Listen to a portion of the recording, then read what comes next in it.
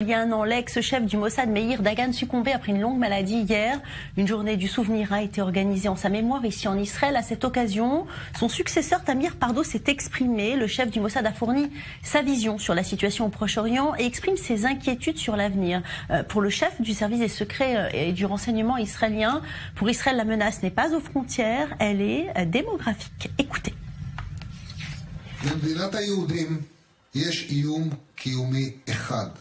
Une menace existentielle pèse sur l'État juif. C'est une véritable bombe à retardement qui nous menace depuis longtemps.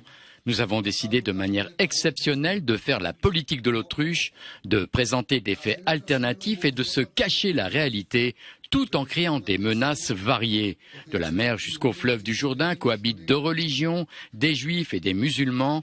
Leur nombre est pratiquement semblable, 1 700 000 arabes israéliens. Gadi a dit 2,8 millions, mais je préfère rester sur une plus petite estimation, entre 2 millions et 2,5 millions et encore 2 millions dans la bande de Gaza.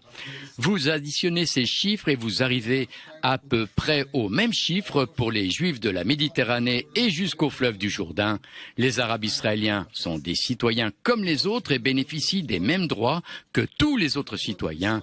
La plupart des citoyens qui ne sont pas juifs vivent en Cisjordanie sous administration, un terme défini par l'État d'Israël. Ce n'est pas moi qui ai utilisé ce mot, mais le gouvernement israélien en 1967, après la guerre des 6 jours. Et la situation est depuis restée la même et aucun changement n'a été fait depuis cette date. La loi sur ces territoires a été établie pour nous, la loi de la juridiction militaire sous l'autorité de l'armée israélienne.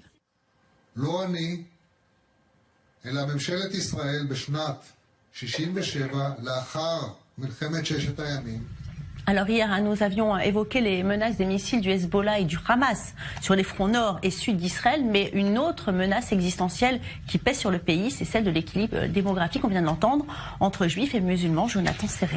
Oui Valérie, une menace qui s'inscrit dans le débat actuel sur la solution de deux États ou non, sur l'annexion aussi ou non des territoires de Judée-Samarie, mais aussi sur le caractère juif de l'État d'Israël, l'une des exigences cardinales prononcées par Benyamin Netanyahou pour la reprise des discussions avec les Palestiniens. Deux débats que le président Trump n'entend pas trancher ou prendre position. Il a d'ailleurs fait comprendre et fait remarquer au Premier ministre Netanyahou lors de sa dernière visite à Washington le mois dernier: faites ce que bon vous semble, a déclaré le président américain. Une phrase toute sauf fortuite, car régler la question des deux États et de l'annexion n'est pas seulement régler la question avec les Palestiniens, mais c'est aussi se mettre d'accord avec nous-mêmes. Quel État voulons-nous, souhaitons-nous laisser à nos enfants? Un État binational juif et arabe ou un État juif exclusif? Mais la deuxième solution reviendrait d'ici 2050 à faire fi de près de 40% de la population non juive qui vivra sur la terre d'Israël à ce moment-là.